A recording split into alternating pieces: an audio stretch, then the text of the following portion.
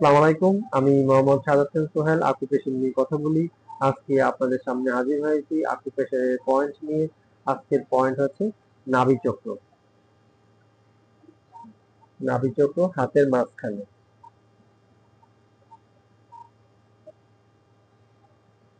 এটা হচ্ছে নাভিচক্র, আমাদের সোলার ফ্ল্যাগ।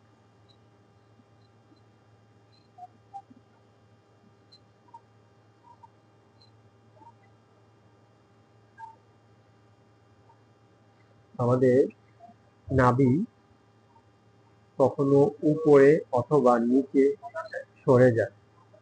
হ্যাঁ, যদি আপনার নাভি উপরে উঠে যায় তাহলে পুষ্টকানিষ্ঠ হয়, আর যদি নাভিটা আপনার নিচে নেমে যায় তাহলে আপনার পাতলা পায়খানা দেখা দেয় পেটে।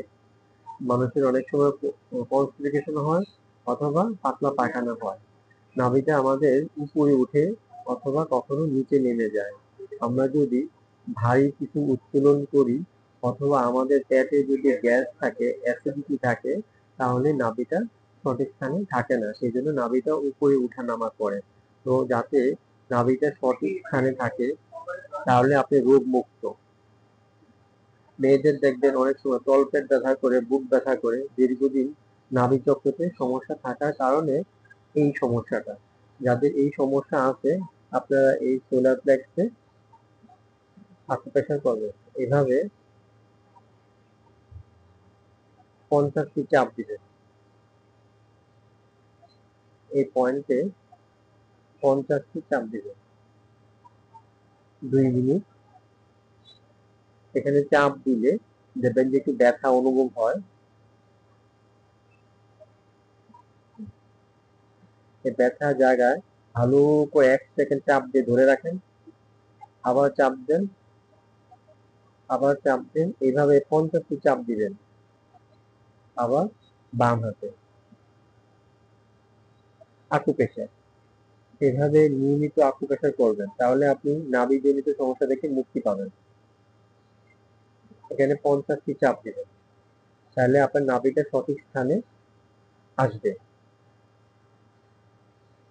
এভাবে ভালো করে আগে হালকা করে রিল্যাক্স করে তারপর 1 সেকেন্ড চাপ দিয়ে ধরে রাখেন, তারপর আবার ছাড়েন, আবার চাপ দেন। এভাবে 50 বার আকুপ্রেশার করবেন। সপ্তাহে 6 দিন, একদিন বিরতি দিবেন, দিনে 2 বেলা আকুপ্রেশার করবেন। আকুপ্রেশার করলে আপনি দেখবেন যে আপনার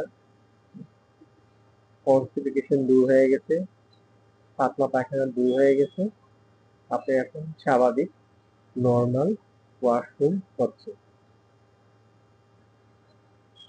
এখানে দৈনিক 50টি চাপ দিবেন, বাম হাতে 50টি এবং ডান হাতে 50টি চাপ দিবেন।